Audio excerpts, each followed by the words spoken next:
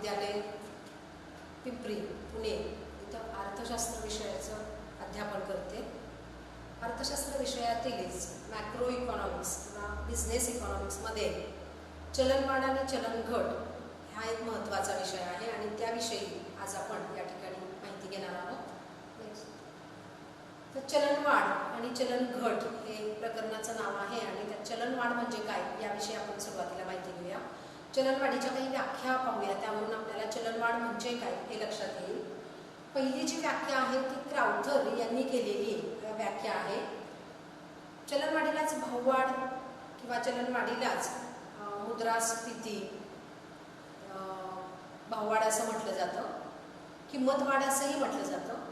तर चलनवाढ किंवा भाववाढ ही एक अशी अवस्था आहे की जिच्यामध्ये पैशाचं मूल्य हे कमी झालेलं असतं, म्हणजेच वस्तूंच्या किमती वाढलेल्या असतात किंवा वस्तूंच्या किमतीत वाढ होत असते, म्हणजे त्याला चलनवाढ म्हणतात. चलनवाढीच्या काळामध्ये पैशाचा पुरवठा अर्थव्यवस्थेमध्ये वाढलेला असतो आणि त्यामुळे पैशाचं मूल्य मात्र कमी झालेलं असतं. वस्तूंच्या किमती वाढलेल्या असतात, पैशाच्या पुरवठ्यातील वाढीबरोबर वस्तूंच्या किमतीही वाढलेल्या असतात, अशी अवस्था म्हणजे चलनवाढ. तर कोलबर्न यांनी जी केलेली चलनवाढीची व्याख्या आहे त्यांनी असं म्हटलेलं आहे की अर्थव्यवस्थेमध्ये खूप जास्त पैशाने खूप कमी वस्तूंचा पाठलाग करणे म्हणजे चलनवाढ होय किंवा भाववाढ होय. खूप जास्त पैशाने म्हणजे अर्थव्यवस्थेत पैशाचं प्रमाण जास्त असतं, म्हणजेच पैशाचा पुरवठा जास्त असतो, मात्र त्या प्रमाणामध्ये उत्पादनात वाढ होत नाही आणि उत्पादन किंवा वस्तूंचं प्रमाण हे कमी असतं आणि म्हणून वस्तूंचं प्रमाण कमी असल्यामुळे वस्तूंच्या किंमती वाढतात आणि किंमत वाढ म्हणजेच भाववाढ होय असं म्हटलेलं आहे. त्यानंतर प्राध्यापक हॉटरे यांनी भाववाढीची किंवा चलनवाढीची केलेली जी व्याख्या आहे ती अशा प्रकारे आहे की भाववाढ म्हणजे पैशाच्या पुरवठ्याची समस्या होय.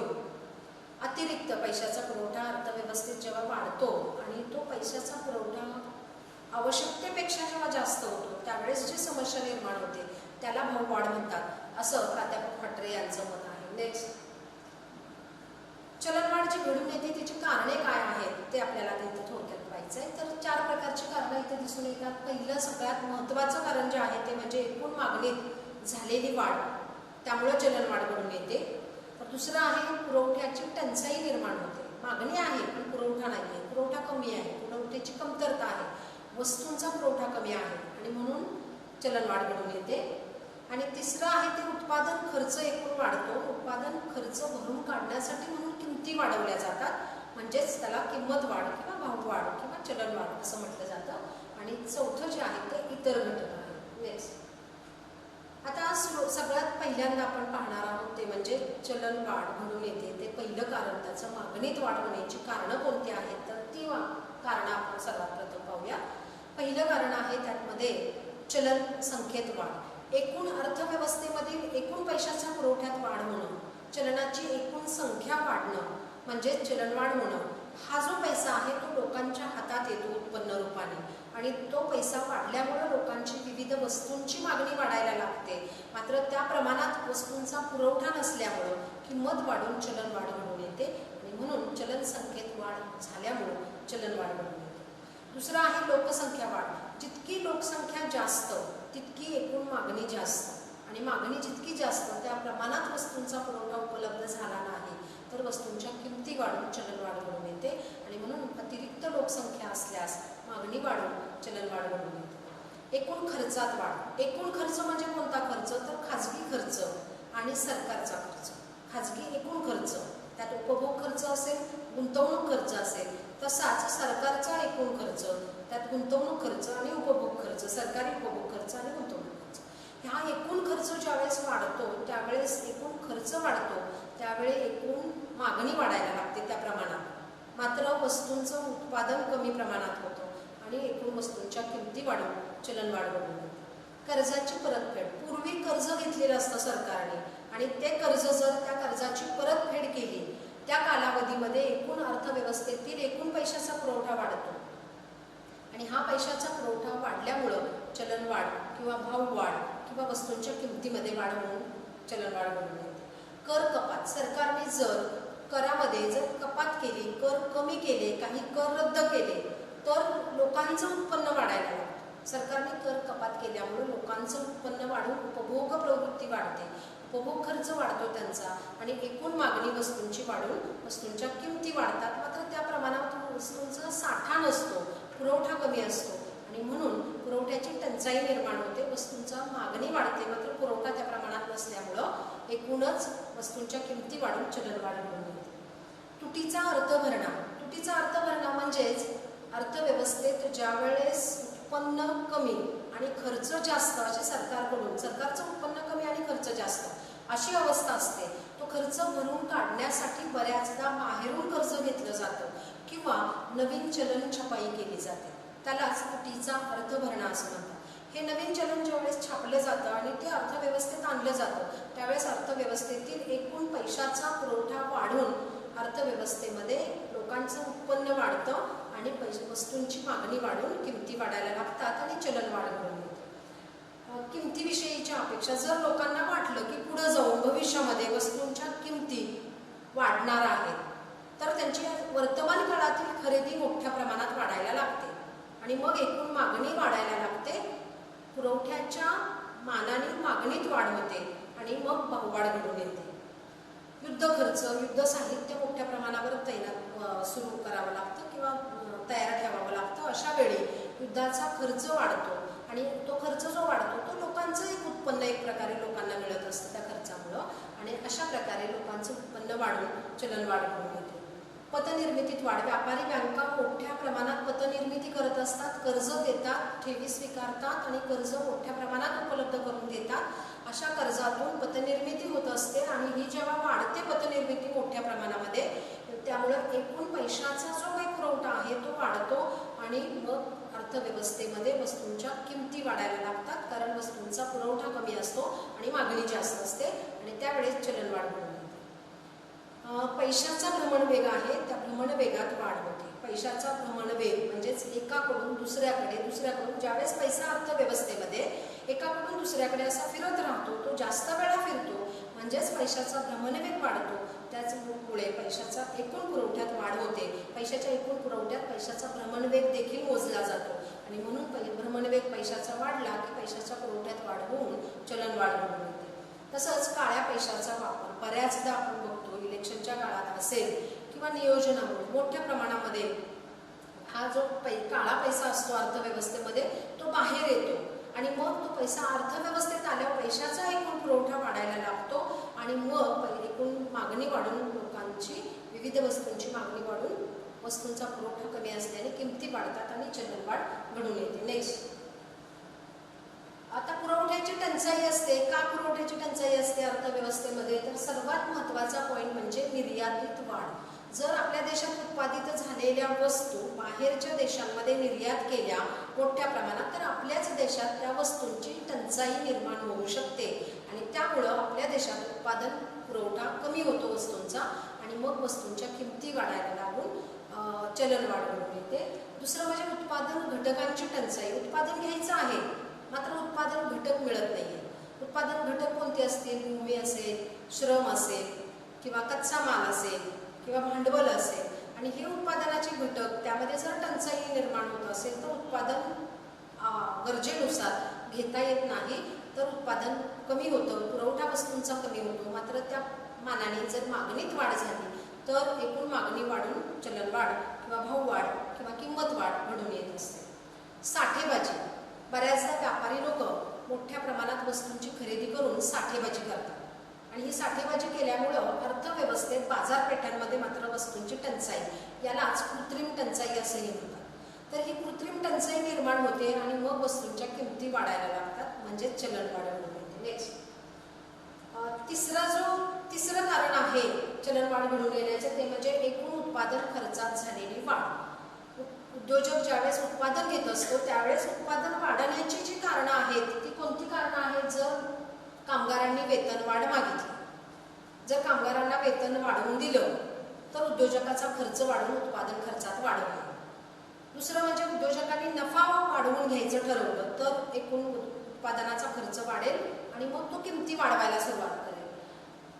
पुढचा पॉईंट म्हणजेच उत्पादन घटकांच्या किमतीतील वाढ. उत्पादन घटक घ्यायचे, खरेदी करायचे, श्रम असेल, भूमी असेल, भांडवल असेल, पण त्याच्या किमती मात्र जास्त आहेत. त्यावेळेस एकूण उत्पादनाचा खर्च वाढून एकूणच उत्पादन खर्च वाढल्यामुळं वस्तूची किंमत वाढवली जाते आणि त्यामुळं चलनवाढ किंवा भाववाढ किंवा किंमत वाढ ही घडून येत असते. नेक्स्ट, इतर घटक कोणते असतील की ज्याच्यामुळे वस्तूंच्या किमती वाढतात आणि चलनवाढ घडून येते? तर अर्थव्यवस्थेमध्ये ज्यावेळेस संप करतात लोक, वेतनवाढ दिली नाही समजा तर कामगार संप करतात. बऱ्याचदा उद्योजक मागण्या मान्य न करता टाळेबंदी करतात. मग ही टाळेबंदी असेल, संप असेल, दुष्काळ मोठ्या प्रमाणात पडला तर उत्पादन कमी होतं, कच्चा माल कमी होतो, शेतीमाल कमी होतो. महापूर आला, अशा वेळी सुद्धा शेतमाल घेता येत नाही, उत्पादन घेता येत नाही, कमतरता उत्पादनाची निर्माण होते. किंवा भूकंप आला, काही नैसर्गिक आपत्ती आहेत तर संप, टाळेबंदी या मानवनिर्मित आपत्ती आहेत. अशा काळामध्ये एकूण वस्तूंचं उत्पादन कमी होतं, वस्तूंची टंचाई निर्माण होते, मात्र मागणी वाढत असते. अशा वेळी चलनवाढ घडून येते किंवा किंमत वाढतात, वस्तूंच्या किमती वाढून चलनवाढ ही घडलेली दिसून येते. नेक्स्ट, भाववाढीचे प्रकार दोन आहेत. एक म्हणजे मागणी ताण निर्मित चलनवाढ आणि खर्च दाब निर्मित चलनवाढ, असे भाववाढीचे प्रकार आहेत. नेक्स्ट, मागणी ताण चलनवाढ म्हणजे काय? तर जेव्हा प्रचलित किमतीला, बाजारात ज्या किमती आहेत त्या किमतीला मागणीत वाढ झाली, मागणीत वाढ झाल्यामुळे मागणीचे पुरवठ्यावर होणारे आधिक्य निर्माण होतं आणि त्यामुळे वस्तूंच्या किमती वाढायला लागतात. त्यालाच मागणीजन्य चलनवाढ असं म्हटलेलं आहे किंवा मागणी ताण निर्मित चलनवाढ. म्हणजे अर्थव्यवस्थेमध्ये ज्या किमती आहेत त्या किमतीला वस्तूंची मागणी लोकांकडून वाढते कारण त्यांचं उत्पन्न वाढलेलं असतं, मात्र तेवढ्या वस्तूंचा पुरवठा नसतो. म्हणजेच अर्थव्यवस्थेमध्ये पुरवठ्यापेक्षा मागणीचं आधिक्य निर्माण होतं आणि अर्थव्यवस्थेमध्ये भाववाढ घडून येते, किमती वाढतात आणि चलनवाढ घडून येते. नेक्स्ट, खर्चदाब निर्मित चलनवाढ म्हणजे काय? तर त्याची व्याख्या आहे, उत्पादनातील खर्च वाढत जातो आणि त्या वाढलेल्या खर्चामुळे वस्तू आणि सेवांच्या किमती वाढायला लागतात आणि या किमती वाढून जी भाववाढ निर्माण होते त्याला खर्चदाब निर्मित भाववाढ किंवा चलनवाढ असं म्हटलेलं आहे. म्हणजेच एकूण उत्पादन खर्चात वाढ होते आणि उत्पादन खर्चात वाढ झाल्यामुळे वस्तूंच्या किमती जेव्हा वाढायला लागतात त्याला खर्चदाब निर्मित चलनवाढ किंवा भाववाढ असं म्हणतात. आणि त्याचे जे प्रकार आहेत ते म्हणजे नफा निर्मित भाववाढ, वेतन निर्मित भाववाढ आणि उत्पादन खर्च निर्मित भाववाढ, असे 3 प्रकार आहेत. नेक्स्ट, आता चलनवाढ किंवा भाववाढीचे परिणाम वेगवेगळ्या घटकांवर काय होतात ते इथं लक्षात घ्यायचं आहे. पहिलं म्हणजे जे परिणाम कोणकोणत्या घटकांवर होतात तर उत्पादनावर परिणाम होतो, रोजगारावर परिणाम होतो, विभाजनावर परिणाम होतो किंवा इतर परिणाम जे कोणते आहेत त्याविषयी माहिती घेऊया. नेक्स्ट, उत्पादनावरील परिणाम. नेक्स्ट, उत्पादनावर होणारा परिणाम. उत्पादन जे आहे त्याच्यावर चांगला परिणाम होत असतो चलनवाढीच्या काळात कारण नफ्याचं प्रमाण वाढत असतं, उद्योजक उत्पादन मोठ्या प्रमाणात घेत असतो आणि उत्पादन वाढ होत असते, उत्पादन वाढत असतं, मोठ्या प्रमाणामध्ये उत्पादनात चलनवाढीच्या काळात वाढ झालेली दिसून येते. उत्पादनाची रचना, उपभोग्य वस्तूंच्या उत्पादनाऐवजी चैनीच्या वस्तूंचं उत्पादन वाढीला लागतं या ठिकाणी आणि म्हणून उत्पादन जे होतं मोठ्या प्रमाणात ते चैनीच्या वस्तूंचं उत्पादन मोठ्या प्रमाणात वाढतं आणि उपभोग्य वस्तूंची मात्र टंचाई निर्माण होत असते. उत्पादन साधनांचं वितरण, चैनीच्या वस्तूंच्या उत्पादनाकडे उत्पादन साधनं जातात आणि उपभोग्य वस्तूंचं उत्पादनाकडे कमी प्रमाणात असतात कारण चैनीच्या वस्तूंच्या उत्पादनामध्ये नफ्याचं प्रमाण जास्त असल्यामुळं तिथं जास्त लोकांना वेतन दिलं जातं, त्यामुळे उत्पादन साधनं किंवा उत्पादन साधनांना जास्त मोबदला दिला जातो, त्यामुळे उत्पादन साधनं ही चैनीच्या वस्तूंच्या उत्पादनाकडे जातात आणि उपभोग्य वस्तूंकडे मात्र तिथे जास्त नफ्याचं प्रमाण नसल्यामुळं त्या ठिकाणी उत्पादन साधनं कमी प्रमाणात असतात आणि त्यामुळे उत्पादन साधनांचं वितरण अशा अयोग्य पद्धतीनं होत असतं. बचतीवर होणारा परिणाम हा लोकांचं उत्पन्न वाढत असतं त्या प्रमाणात बचतही वाढत असते कारण लोकांचं उत्पन्न वाढलेलं असतं त्यामुळे बचतीतही त्या प्रमाणात वाढ होते. गुंतवणुकीतही बचत वाढलेली असते, अर्थातच बचत वाढीबरोबरच गुंतवणुकीतही वाढ होत असते. अर्थव्यवस्थेमध्ये मागणी वाढत असल्यामुळे विविध क्षेत्रामध्ये गुंतवणूक केली जाते, उत्पादनात एकूण वाढ होत असते आणि म्हणून गुंतवणूक वाढीचं प्रमाणही जास्त असल्याचं दिसून येतं. उत्पादनाचा दर्जा मात्र या ठिकाणी खालावलेला दिसून येतो, कारण उत्पादनाला मागणी असते, घाईघाईमध्ये उत्पादन वाढवलं जातं आणि त्यामुळे उत्पादनाच्या दर्जाकडे दुर्लक्ष केलं जातं आणि त्यामुळे उत्पादनाचा दर्जा चलनवाढीच्या काळात किंवा भाववाढीच्या काळात खालावलेला असतो. नेक्स्ट, तर विभाजनावरील परिणाम काय आहे? तर उत्पादक आणि व्यापारी वेगवेगळ्या घटकांवर होणारा परिणाम, विभाजनावरील परिणाम इथे लक्षात घेऊया. उत्पादक आणि व्यापारी चलनवाढीच्या काळामध्ये यांच्यावरती अनुकूल असा किंवा चांगला असा परिणाम होतो, कारण या काळामध्ये किमती वाढत असतात आणि नफ्याचं प्रमाण जास्त असतं, मागणी वस्तूंना जास्त असते, त्यामुळे उत्पादक आणि व्यापारी वर्गावरती चांगला किंवा अनुकूल असा परिणाम चलनवाढीचा झाल्याचा दिसून येतो.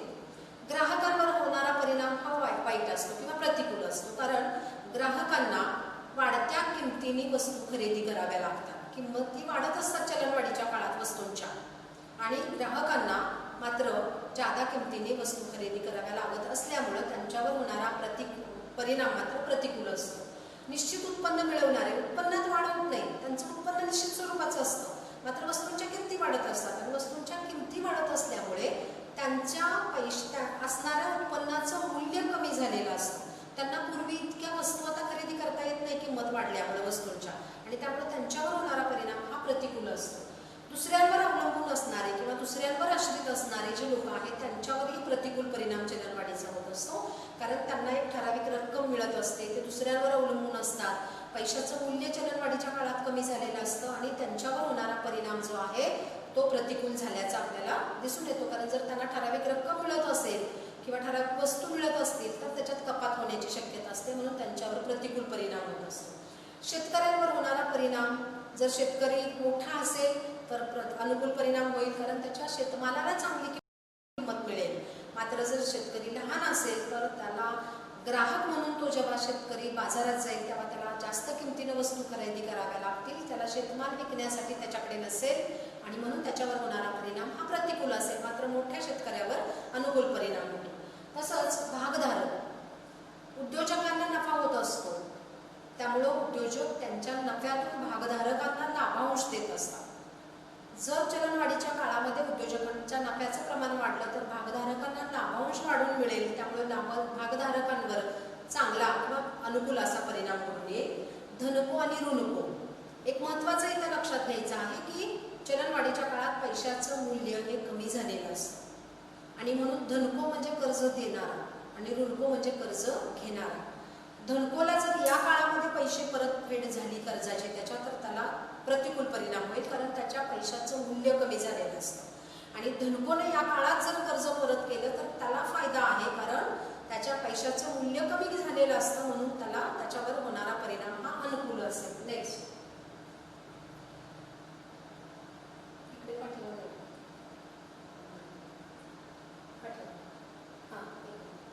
इतर परिणाम. आता इतर परिणाम जे आहेत, आता खरं तर रोजगारावरचा परिणाम एक लक्षात घ्यायचा आपल्याला अगोदर, हा एक महत्त्वाचा परिणाम आहे, बोथ पॉइंट आहे तो. दुसरा, तर रोजगारावर हा चांगला परिणाम होत असतो, कारण भाव वाढ होत असते, वस्तूंच्या किमती वाढत असतात, उत्पादनात वाढ केली जाते, उद्योजकांचा नफा वाढत असतो, मोठ्या प्रमाणावर उत्पादन घेतलं जातं आणि या काळात रोजगाराच्या संधी उपलब्ध होत असतात आणि रोजगार सहज उपलब्ध होत असतो. मात्र लोकांना रोजगार सहज उपलब्ध झाल्यामुळं त्यांच्यावर होणारा जो परिणाम आहे तो आळस, सहज रोजगार उपलब्ध होतोय पण काम करण्याची म्हणजे निश्चित स्वरूपामध्ये काम करायची इच्छा होत नाही त्यांची, किंवा अशा प्रकारचं त्यांच्यामध्ये गुण दिसून येतात की आळस आलाय, अक्षमता दिसून येते त्यांच्यात, काम करण्याची त्यांना इच्छा दिसत नाही आहे, अशा प्रकारचा रोजगारावर परिणाम दिसून येतो. मात्र रोजगाराच्या संधी वाढत असतात, हा एक चांगला परिणाम रोजगारावर दिसून येतो. तर इतर परिणाम जे आहेत ते कोणते आहेत, तर इतर परिणामामध्ये चलनावरील लोकांचा विश्वास होतो. जितकं जास्त चलनाचा पुरवठा अर्थव्यवस्थेत येतो, चलनाचं मूल्य कमी होत जातं आणि लोकांचा चलनावर असलेला विश्वास मात्र कमी व्हायला लागतो, कारण वाढत्या पैशाच्या पुरवठ्यामुळे वस्तूंच्या किमती वाढायला लागतात. व्यापार तोलात तूट निर्माण होते. तर व्यापार तोलात तूट निर्माण होते म्हणजे काय, तर चलनवाढीच्या काळामध्ये व्यापार तोलामध्ये निर्यात वाढत असते आणि आयात जर लक्षात घेतली तर या ठिकाणी निर्यात आणि आयातीचं प्रमाण, तर निर्यात कमी होते, आयात मात्र वाढत जाते. लोकांची मागणी वाढल्यामुळं आयातीत वाढ होते आणि व्यापार तोल जो आहे तो तुटीचा व्यापार तोल देशाला सामोरं जावं लागतं. तुटीच्या व्यापार तोलाला साठेबाजीत वाढ, मोठ्या प्रमाणामध्ये व्यापारी वर्गांकडून किंवा उद्योजकांकडून साठेबाजी केली जाते, कृत्रिम टंचाई वस्तूंची निर्माण केली जाते आणि हे एक परिणाम मोठ्या प्रमाणात. त्यामुळं ग्राहकांना, सर्वसामान्य जनतेला जास्त किमतीला वस्तू खरेदी कराव्या लागतात. सट्टेबाजी मोठ्या प्रमाणात वाढत असते. शेअर मार्केटमध्ये चढउतार मोठ्या प्रमाणात होत असतात. सट्टेबाजी वाढत असते. राहणीमानाचा खर्च, लोकांचा, सर्वसामान्य जनतेचा एकूण वस्तूंच्या किमती वाढल्यामुळे राहणीमानाचा जो खर्च आहे तो राहणीमानाचा खर्च वाढतो. जर त्यांच्या उत्पन्नात वाढ झाली नसेल, मात्र इकडं खर्च वाढत असेल वस्तूंच्या किमती वाढल्यामुळं, तर राहणीमानाचा दर्जा खालावतो. नफाखोरीची प्रवृत्ती वाढते. नफाखोरीची प्रवृत्ती वाढते. नफाखोरी मोठ्या प्रमाणात वाढत असते. उद्योजक, व्यापारी मोठ्या नफा कमवण्याच्या पाठीमागे लागलेले असतात. एक तर नफा त्यांना वाढून मिळत असतो आणि म्हणून नफाखोरीची प्रवृत्ती वाढते. लोकांमध्ये असंतोष वाढतो. इकडे लोकांचा चलनावरील विश्वास कमी झालेला असतो. दुसरीकडे वस्तूंच्या किमती वाढत असतात, त्या प्रमाणात वेतनात वाढ होत नाही, उत्पन्न वाढत नाही आणि मग लोकांमध्ये असंतोष निर्माण व्हायला लागतो. भांडवलाचा संचय वेग, भांडवल संचयाचा वेग कमी झालेला असतो. म्हणजे भांडवल संचय जो आहे तो कमी प्रमाणात त्याचा वेग झालेला दिसून येतो. त्यामुळं एकूणच जर विचार केला तर इथं भांडवल संचय कमी होत असलेला दिसून येतो. नेक्स्ट भाववाढीचं नियंत्रण कसं करायचं आहे, तर भाववाढीचं नियंत्रणासाठीच्या काही उपाययोजना आहेत. इथं मागणीत वाढ झाल्यामुळं व त्या प्रमाणामध्ये वस्तूंचा पुरवठ्यात वाढ न झाल्याने अर्थव्यवस्थेत जी भाववाढ घडून येते त्याला भाववाढ असं म्हणतात. त्या भाववाढीच्या नियंत्रणासाठी कोणत्या उपाययोजना आहेत त्या लक्षात घ्यायच्या. चलनविषयक उपाययोजना, राजकोषीय उपाययोजना आणि इतर उपाययोजना, अशा 3 प्रकारच्या उपाययोजना आहेत. चलनविषयक धोरण, राजकोषीय धोरण आणि इतर धोरणं आहेत. नेक्स्ट चलनविषयक उपाययोजना किंवा चलनविषयक धोरण ही याला म्हटलं जातं. रिझर्व्ह बँक किंवा आपलं मध्यवर्ती बँक जे आहे देशाचे, त्या मध्यवर्ती बँकेकडून या उपाययोजना राबवल्या जातात. बँक दर जो आहे हा चलनवाढीच्या काळामध्ये बँक दर वाढवला जातो. बँक दर वाढवला, बँक दर म्हणजे काय, तर मध्यवर्ती बँकेनं व्यापारी बँकाला ज्या दराने अल्पमुदतीचा कर्ज पुरवठा केला जातो त्या दराला बँक दर असं म्हटलं जातं. किंवा मध्यवर्ती बँक व्यापारी बँकाकडील हुंड्यांचा पुनर्वटाव ज्या दराने करते त्याला बँक दर असं म्हटलं जातं. बँक दरात वाढ केली की आपोआप व्याजदर वाढतो व्यापारी बँकांचा आणि म्हणून चलनवाढीच्या काळात बँक दर वाढवला जातो. बँक दर वाढला की व्याजदर वाढतो. व्याजदर वाढला की लोक कर्ज घेण्याचं प्रमाण कमी करतात आणि कर्ज कमी घेतलं की गुंतवणूक कमी होते, उत्पादन कमी व्हायला लागतं, वस्तूंच्या किमती कमी व्हायला लागतात आणि म्हणून बँक दर वाढवला जातो. सरकारी रोख्यांची विक्री केली जाते. सरकारी रोखे चलनवाढीच्या काळात अर्थव्यवस्थेमध्ये पैशाचा पुरवठा जास्त असतो, त्यामुळं सरकारी कर्ज रोखे जे आहे त्यांची विक्री केली जाते आणि सरकारी कर्ज रोख्यांची विक्री केली तर सर्वसामान्य लोक आणि व्यापारी बँका हे खरेदी करतात आणि त्यांच्याकडील पैसा हा मध्यवर्ती बँकेकडे जातो. अर्थव्यवस्थेतील पैशाच्या पुरवठ्याचं प्रमाण कमी होतं आणि त्यामुळे चलनवाढ नियंत्रित व्हायला मदत होते. राखीव निधीच्या प्रमाणात वाढ करणे, व्यापारी बँकांकडे असणारी रोख रक्कम आणि व्यापारी बँकांना त्यांच्याकडे असणाऱ्या जमा झालेल्या ठेवींपैकी काही टक्के रक्कम ही मध्यवर्ती बँकेकडे ठेवावी लागते. ही जी एकूण रक्कम आहे तो रोख राखीव निधी व्यापारी बँकांचा हा वाढवला की व्यापारी बँकांची कर्ज देण्याची क्षमता जी आहे ती आपोआप कमी होते आणि कर्जाचं प्रमाण कमी झालं की गुंतवणूक कमी होते, उत्पादन कमी होईल, आपोआपच वस्तूंच्या किमती कमी व्हायला सुरुवात होते. नोटा रद्द करणे, जुन्या नोटा ज्या आहेत त्या बऱ्याचदा रद्द केल्या तर अर्थव्यवस्थेतील पैशाचा पुरवठा कमी होऊन चलनवाढ कमी व्हायला मदत होते. जुन्या चलनाऐवजी नवीन चलन अर्थव्यवस्थेत आणणं. आता जुनं चलन आहे ते रद्द केलं तर बरंचसं चलन हे अर्थव्यवस्थेच्या बाहेर जातं, त्याच्या जागी नवीन चलन आणायचं. नवीन चलन आणून त्या व्यापारी बँकांच्या माध्यमातून अर्थव्यवस्थेमध्ये आणलं जातं आणि आणि त्यामुळं नवीन जुनं चलन जे जुन्या नोटा लोकांनी साठवून ठेवलेले असतील, जो काळा पैसा अर्थव्यवस्थेत असेल तो अर्थव्यवस्थेतून बाहेर जातो आणि अर्थव्यवस्थेत पैशाचा पुरवठ्याचं नियंत्रण होतं आणि चलनवाढ रोखण्यासाठी याचा फायदा होतो. नेक्स्ट, राजकोषीय धोरण. तर राजकोषीय उपाययोजना यालाच अंदाजपत्रकीय धोरण किंवा त्यालाच वित्तीय धोरण असंही म्हटलं जातं. तर हे काय आहे तर सरकारकडून उत्पन्न आणि सरकारचा खर्च जो आहे तो नियंत्रित करायचा आहे आणि अर्थव्यवस्थेतील उत्पन्न, उत्पादन आणि रोजगारावर होणारे पैशाच्या मुळं म्हणजे कर आणि एकूण खर्च सरकारचा आणि उत्पन्नाच्या माध्यमातून अर्थव्यवस्थेतील उत्पन्न, उत्पादन आणि रोजगारावर चांगले परिणाम घडवून आणणं आणि वाईट परिणाम टाळणं हे जे काही धोरण आहे त्यालाच राजकोषीय धोरण असंही म्हणतात. तर करामध्ये वाढ करायची, चलनवाढ रोखण्यासाठी करामध्ये वाढ करायची. कर वाढवले की लोकांकडचा पैसा हा सरकारकडे जाईल, सरकारचा महसूल वाढेल पण लोकांचं उत्पन्न कमी होईल, त्यामुळे लोकांची मागणी कमी होऊन वस्तूंच्या किमती कमी व्हायला मदत होते आणि म्हणून आपोआपच मग चलनवाढ रोखण्याला मदत होणार आहे. सार्वजनिक खर्चात घट करायची सरकार विविध योजनांवरती खर्च करत असतं आणि चलनवाढीच्या काळामध्ये अर्थव्यवस्थेत अगोदरच पैसा जास्त असतो, पैशाचा पुरवठा जास्त असतो, तो कमी करायचा आहे. अशा वेळी जर सरकारने खर्चाचं प्रमाण कमी केलं, सार्वजनिक खर्च कपात केली खर्चात, तर सार्वजनिक खर्चाचं प्रमाण कमी होईल, त्यामुळे लोकांचं उत्पन्न कमी होईल, मागणी कमी होईल, वस्तूंच्या किमती कमी व्हायला मदत होईल आणि त्यामुळे चलनवाढ रोखण्याला मदत होईल. सार्वजनिक कर्जाची उभारणी. सार्वजनिक कर्ज जे आहे ते मोठ्या प्रमाणात या काळात, चलनवाढीच्या काळात सरकारने कर्जाची उभारणी केली पाहिजे.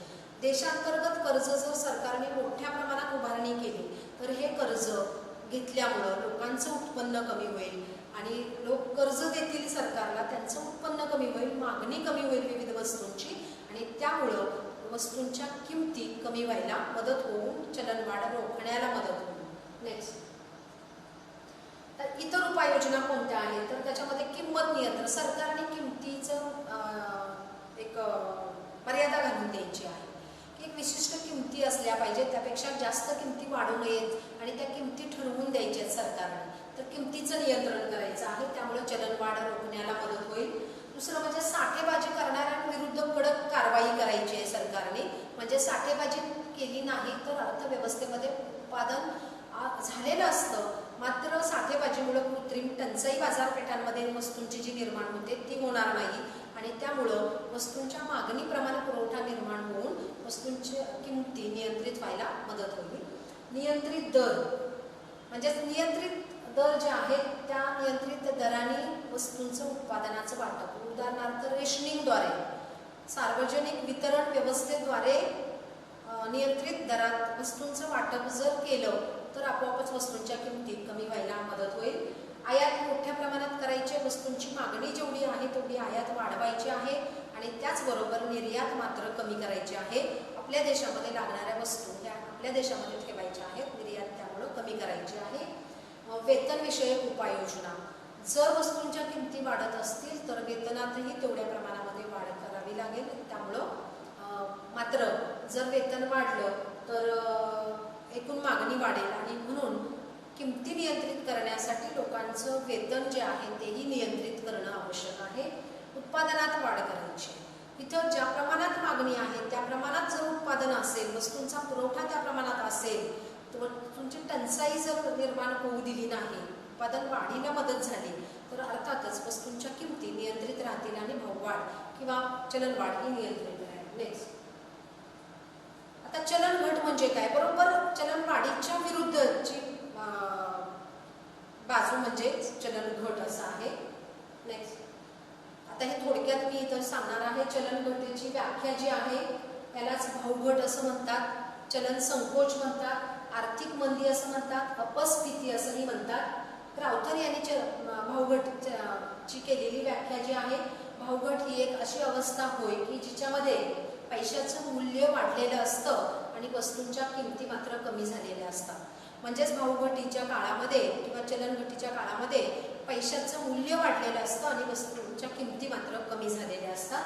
ही क्राउथर यांनी केलेली व्याख्या. तर कोलबर्ने यांनी केलेली व्याख्या खूप कमी पैशाने जास्त वस्तूंचा पाठलाग करणे म्हणजेच भावघट होय.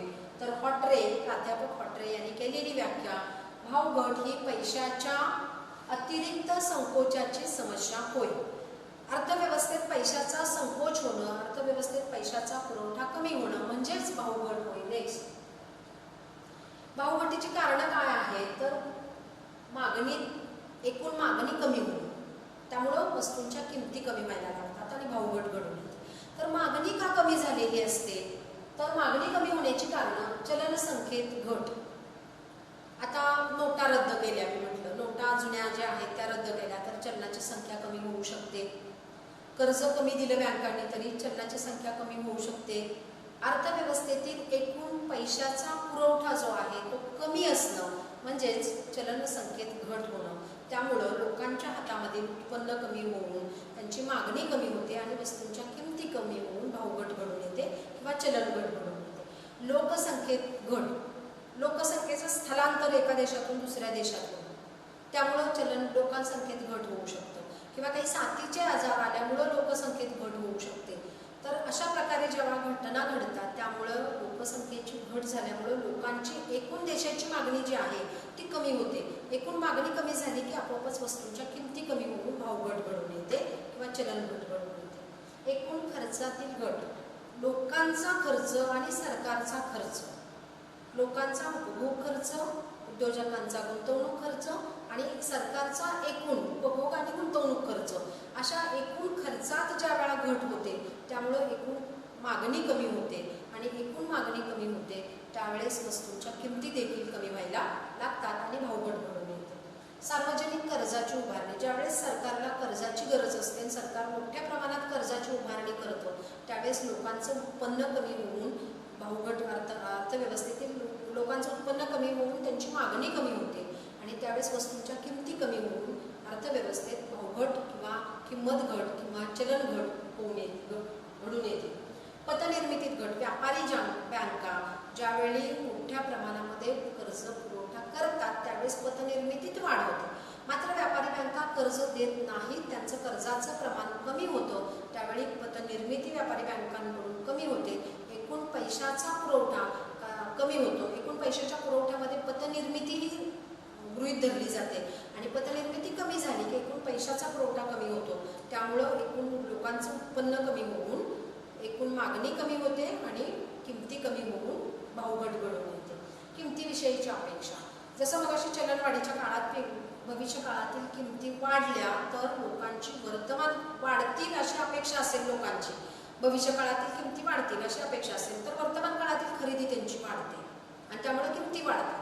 मात्र इथं या ठिकाणी जर लोकांच्या अपेक्षा अशा असतील की भविष्यात पुढे जाऊन किमती कमी होणार आहेत तर त्यांचं वर्तमान काळातील खरेदी कमी होते आणि वर्तमान काळातील खरेदी कमी म्हणजेच मागणी कमी, त्यामुळे वस्तूंच्या किमती कमी होतात आणि भावघट घडून येते. नेक्स्ट, इथं भावघट घडून येण्याचं आणखी एक कारण म्हणजे पुरवठ्यात होणारी वाढ. मोठ्या प्रमाणात पुरवठा वाढत असेल आणि मागणी मात्र त्या मानाने कमी असेल तर मागणीवर पुरवठ्याचं आधिक्य निर्माण होतं आणि मग इथं भावघट घडून येते. तर इथं निर्यातीत मोठ्या प्रमाणात घट झाली, निर्यात केलीच नाही, वस्तू आपल्या इकडे पडून आहेत, उत्पादन मोठ्या प्रमाणात झाले आणि मागणी मात्र देशांतर्गत मागणी जी आहे ती पुरवठ्यापेक्षा कमी आहे. अशा वेळी भावघट किंवा वस्तूंच्या किमती कमी व्हायला लागतात आणि भावघट किंवा चलनघट होते. उत्पादन घटकांचा पर्याप्त वापर, उत्पादन घटकांचा मोठ्या प्रमाणात वापर केला, जे उत्पादन घटक उपलब्ध आहेत त्यांचा जास्तीत जास्त वापर केला, पर्याप्त वापर केला, त्यामुळे उत्पादन मोठ्या प्रमाणात वाढले मात्र मागणी त्या मानाने वाढलेली नाही, मागणी मात्र कमी आहे. अशा वेळी वस्तूंच्या किमती कमी व्हायला लागतात आणि साठेबाजीवर निर्बंध, साठेबाजी होऊ शकत नाही आहे. सरकारने मोठ्या प्रमाणात निर्बंध, कडक कारवाई केली जाते सरकारकडून साठेबाजी करणाऱ्यांना, तर साठेबाजी होत नाही आहे. उत्पादन मोठ्या प्रमाणात आहे, इथं किमती कमी असल्यामुळे साठेबाजी पण होत नाही आहे, इथं साठेबाजी न झाल्यामुळे किमती पण कमी आहे. तर अशा प्रकारे बाजारपेठेत वस्तूंचं उत्पादन आहे, वस्तूंचे साठे उपलब्ध आहेत मात्र मागणी नाही आहे आणि त्यामुळे भावघट होते, किमती कमी होतात वस्तूंच्या आणि चलनघट घडून येते. नेक्स्ट, मागणीतील घट का घडून येते त्याची कारणं काय आहे? चलनसंख्येत घट होते, चलनसंख्या अर्थव्यवस्थेतील कमी आहे, लोकसंख्यात घट आहे, खर्चात घट आहे, कर्ज उभारणी होते मोठ्या प्रमाणात सरकारकडून, पतनिर्मितीत घट आहे, किमतीविषयीच्या हेच आपण पाहिलेलं आहे. नेक्स्ट, भावघटीचे परिणाम अर्थव्यवस्थेवर काय होतात? तर भावघटीचे जसे चलनवाढीचे परिणाम होतात अर्थव्यवस्थेवर तसे भावघटीचे परिणाम होतात. मात्र चलनवाढीपेक्षा भावघटीचे परिणाम हे अधिक तीव्र दिसून येतात. तर हे परिणाम उत्पादनावर होतात, रोजगारावर होतात आणि विभाजनावर भावघटीचे परिणाम होतात. नेक्स्ट, उत्पादनावर भावघटीचा परिणाम काय होतो? तर या काळात उत्पादनात मोठ्या प्रमाणामध्ये वाढ झालेली असते. पण सुरुवातीला जरी वाढ झालेली असली तरी वस्तूंच्या किमती कमी होत असल्यामुळं उद्योजकांचा नफा कमी होतो आणि मग या काळात उद्योजक हळूहळू उत्पादन कमी करायला लागतात. उत्पादनात घट व्हायला लागते, उत्पादन कमी व्हायला लागतं आणि उत्पादन कमी केलं जातं उद्योजकांकडून, कारण उत्पादनाला मागणी नसते बाजारपेठेत आणि म्हणून उत्पादन कमी केलं जातं. उत्पादनाची रचना, या काळामध्ये लोकांना उत्पन्न कमी असल्यामुळं चैनीच्या वस्तूंची मागणी घटलेली असते, उपभोग्य वस्तूंच्या मागणीत वाढ झालेली असते आणि चैनीच्या वस्तूंचं उत्पादन हळूहळू कमी व्हायला लागतं भावघटीच्या काळात. उत्पादन साधनांचं वितरण, चैनीच्या वस्तूंचं उत्पादन कमी व्हायला लागतं, मागणी कमी झालेली असते आणि म्हणून तिथं असणारी उत्पादनाची साधनं ही उपभोग्य वस्तूंच्या उत्पादनाकडे वळवली जातात आणि उपभोग्य वस्तूंचं उत्पादन वाढवण्याचा या ठिकाणी प्रयत्न केला जातो आणि म्हणून साधनांचं वितरण योग्य प्रमाणात करण्याचा प्रयत्न या ठिकाणी केला जातो. बचत, या ठिकाणी लोकांचं उत्पन्नच कमी असतं, मुळातच उत्पन्न कमी असल्यामुळे बचतीवर त्याचा वाईट परिणाम होतो. एकूण बचत कमी व्हायला लागते. बचत कमी असल्यामुळे बचतीतून गुंतवणूक केली जाते आणि म्हणून बचत कमी असल्यामुळे गुंतवणूक देखील कमी होते. उत्पादनाचा दर्जा जो आहे तो उत्पादनाचा दर्जा या ठिकाणी चांगला असतो, कारण वस्तूंची मागणी कमी असते, लोकांनी वस्तू खरेदी कराव्यात म्हणून उत्पादनाचा दर्जा चांगला केला जातो, वाढवला जातो, सुधारला जातो आणि म्हणून उत्पादनाच्या दर्जाकडे लक्ष दिलं जातं. नेक्स्ट, रोजगारावर काय परिणाम होतो? तर भावघटीच्या काळात वस्तूंच्या किमती कमी होत असतात, लोकांचं उत्पन्न कमी झालेलं असतं, वस्तूंच्या किमती, मागणी लोकांची कमी होते वस्तूंची, कारण त्यांचं मुळात उत्पन्न कमी असतं, त्यामुळं मागणी कमी झाल्यामुळं वस्तूंच्या किमती कमी असतात आणि वस्तूंच्या किमती कमी झाल्यामुळं उद्योजकांचा नफा कमी होतो, उत्पादन कमी केलं जातं आणि अर्थातच उत्पादन कमी केल्यामुळं रोजगारावर त्याचा वाईट परिणाम होतो. अनेक लोकांना रोजगाराच्या संधी गमवाव्या लागतात किंवा अनेक लोकांना रोजगारावरून काढून टाकलं जातं. बेरोजगारी अर्थव्यवस्थेत वाढते आणि बेरोजगारी वाढल्यामुळं पुन्हा लोकांचं उत्पन्न कमी होऊन अजून चलन घट होण्याला मदत होते आणि इथून पुढं परत आणखी चलनघटीकडे वाटचाल अर्थव्यवस्था करत असते. एकूणच विचार करता इथं बेरोजगारीचं प्रमाण मोठ्या प्रमाणात वाढत असतं. विभाजनावर होणारा परिणाम चलनघटीचा काय आहे? विविध घटकांवर होणारा परिणाम काय आहे ते लक्षात घेऊया. उत्पादक आणि व्यापारी. चलनवाढीच्या काळात उत्पादक आणि व्यापाऱ्यांवर चांगला परिणाम होतो, तसा चलनघटीच्या काळात मात्र यांच्यावर वाईट परिणाम होतो, प्रतिकूल परिणाम होतो. कारण चलनघट या काळामध्ये उद्योजकांचं उत्पादन कमी झालेलं असतं, वस्तूंच्या किमती कमी होत असतात, नफ्याचं प्रमाण कमी होत असतं आणि म्हणून उद्योजकांवर आणि व्यापाऱ्यांवर प्रतिकूल परिणाम होतो. ग्राहकांवर होणारा परिणाम मात्र चांगला असतो, कारण कमी किमतीला त्यांना चांगल्या वस्तू मिळत असतात, चांगल्या दर्जाच्या वस्तू असतात, कमी किमतीला मिळत असतात आणि त्यांना त्यांच्या मिळणाऱ्या उत्पन्नामध्ये किंवा उपलब्ध असणाऱ्या उत्पन्नात अधिक वस्तू खरेदी करता येतात, कारण पैशाचं मूल्य या ठिकाणी वाढलेलं असतं. म्हणून ग्राहकावर होणारा मंदीच्या काळात किंवा चलनघटीच्या काळातला परिणाम हा चांगला असतो किंवा अनुकूल असतो. निश्चित उत्पन्न मिळवणाऱ्यांवर देखील त्यांच्यावर परिणाम होणारा चांगला असतो किंवा अनुकूल असतो, कारण त्यांना ठराविक रक्कम मिळत असते महिन्याला आणि त्यांना त्या उत्पन्नामध्ये पूर्वीपेक्षा अधिक वस्तू खरेदी करता येतात, म्हणून त्यांच्यावर होणारा परिणाम हा अनुकूल होतो, कारण इथं पैशाचं मूल्य वाढलेलं असतं. तसंच पुढचं आहे की अवलंबित किंवा आश्रित, दुसऱ्यांवर अवलंबून असणारे, दुसऱ्यावर विसंबून असणारे. तर त्यांना मिळणारी ठराविक रक्कम, त्यांना मिळणाऱ्या ठराविक वस्तू, तर याच्यामध्ये नक्कीच वाढ होते, कारण वस्तूंच्या किमती कमी झाल्यामुळे त्यांना मिळणारं उत्पन्न असेल ते वाढलेलं असतं किंवा त्यांच्या उत्पन्नाचं मूल्य वाढलेलं असतं आणि म्हणून त्यांच्यावर होणारा परिणाम हा अनुकूल असतो. शेतकऱ्यांवर होणारा परिणाम हा प्रतिकूल असतो, कारण शेतकऱ्यांकडे जर माल विकण्यासाठी असेल आणि मोठा शेतकरी असेल तर त्याच्या मालाला इथे किंमत मिळत नाही, कारण वस्तूंच्या किमती कमी झाल्यामुळे शेतमालांच्या देखील किमती कमी होतात त्यांच्यावर होणारा परिणाम मोठ्या शेतकऱ्यांवर हा प्रतिकूल असेल, मात्र लहान शेतकऱ्यावर होणारा परिणाम हा चांगला असेल, अनुकूल असेल, कारण त्यांना ग्राहक म्हणून ते जेव्हा बाजारात जातील तेव्हा त्यांना कमी किमतीला वस्तू उपलब्ध होतील. भागधारक इथं एकूण उत्पादन कमी होतं, उद्योजकांचा नफा कमी होतो आणि उद्योजकांचा नफा कमी झाल्यामुळे भागधारकांना मिळणारा लाभांश देखील कमी होतो.